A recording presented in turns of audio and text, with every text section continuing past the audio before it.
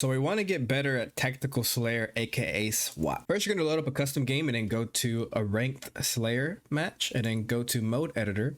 You're going to want to go from top down match first. Score to win, you're going to want to set it at a unlimited score. Set the time limit to unlimited. Go ahead and put respawn delay at instant. That way you're not having to wait to respawn. That's good. Next sandbox. Primary weapon is going to be 0 frags. We're going to make sure we check every single selection so that we don't miss anything. We're going to take off power-ups. Infinite ammo on. Bottom of this clip, you can either toggle this on or off. I believe it should be off. That way you kind of simulate like having to worry about your ammo clip in an actual game. Let's go to health and damage. We're only going to take off the shield here, so go 0% on the max shield scaler, and that should be pretty much it. And then for here, you want to set, so depending on how good you are or how good you think you are, I would recommend playing around with these settings here. But what I like to do is just simulate a regular 4v4. I'll put on the hardest difficulty, Spartan, and just go from there. A more extreme route would be putting 8 on the enemy team and just a couple of allies on your team. It's going to be one lopsided, but the only way to get better is if you surround yourself in some sticky situations where it's 1v2, 1v3, and that's pretty much the only way you're going to be able to do that. So we're going to go save a copy of this. We're going to name it, SWAT, and then we are going to get in the game. We're going to change the map. I really personally like, let's see, a lot of, what are some good SWAT map? This is a good SWAT map here. This is a popular SWAT map, and you might be playing this one a lot. So let's check all that. And that's good. And you can go ahead and start the game.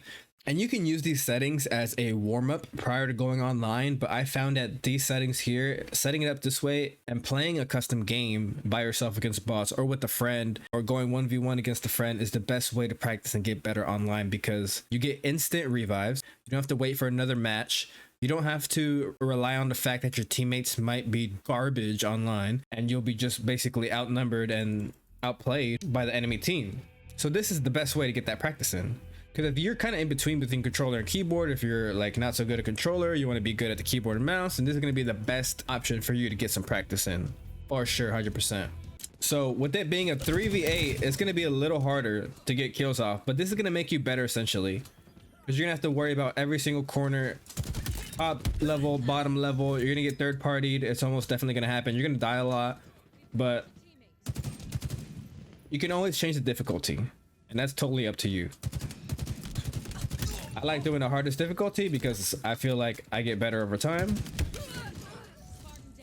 And it's kind of realistic with what you're going to face online anyways.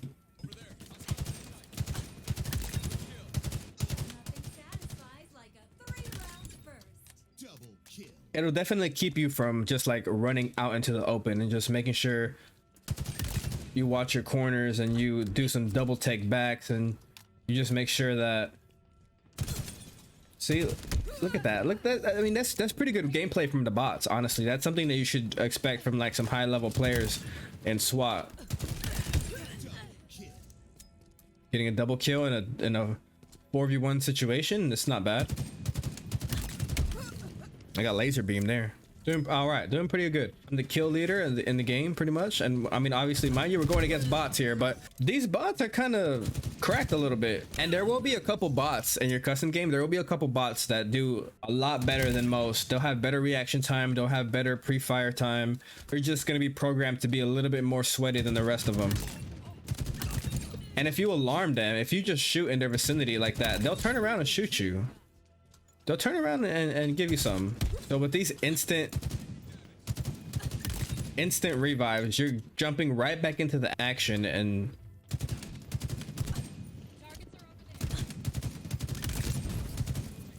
so with these instant revives, you're jumping right back into the action every single time and getting that practice in. One thing I would recommend if you're playing Tactical Slayer or SWAT is to avoid running. If you have to run, then make it something like this, where you do a sprint and then a slide. You don't want to be sprinting for more than a couple seconds, not even 1 second, because you're going to get caught with your gun down and you're not going to be able to pull it back up to shoot in time. So you want to get used to doing that little sprint slide especially around corners like that, and then get that little hop at the end, and that's gonna give you that little slight advantage. I didn't know you could shoot grenades like that. That's gonna give you that little slight advantage when you're trying to get that shot off before the other guy. So for a 3v8, this is pretty good. We're kind of holding our own here against the hardest difficulty. Obviously, you can't go any harder than this difficulty. So the next step would be to take it online. If you're railing, absolutely railing these bots, then just take it online, and you're gonna be surprised to find out that you're gonna be doing really good, actually.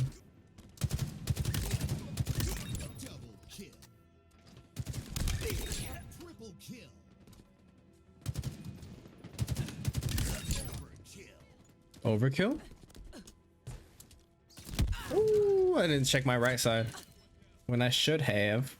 Don't let custom games discourage you. Like, Halo has given everyone a lot of options when it comes to getting better and practicing. From the academy to the weapon drills to the bot Slayer online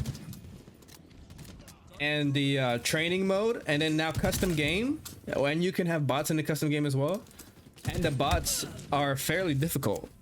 They don't pre-fire like crazy, but they do a lot of things that online players do or will do, such as like jumping around, swaying back and forth, doing a little crouch gaming, definitely pre-firing around corners. Some will run out to the open, but like I said, some bots are just programmed to be more sweatier than others, and others are programmed to act like bots, you know? So it just really depends on what kind of custom game you get.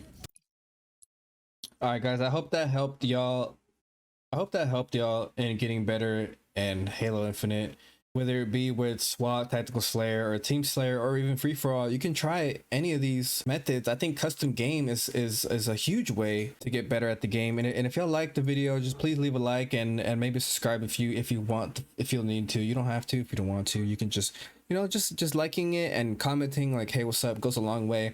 Look, I'm looking for people to squad up in Halo. So like, if you get 10 plus kills a game, maybe even 15, maybe 20, then, you know, comment down below and hit me up. Maybe we can like squad up. We don't got to do any like comms or anything. If you don't like down with that, we can just queue up without comms, without voice, and we can just, you know, go in together and do rank, do Team Slayer, do free for all, do whatever, you know. Remember, guys, thanks for watching. I really appreciate it. I hope this helps somebody out there, and if it did, please leave a like and, you know, hit me up and maybe we can run some squads together. Like I said, we don't got to do comms or anything like that. We can just get in, do some multiplayer. I'm down for anything, and, you know, just slay out.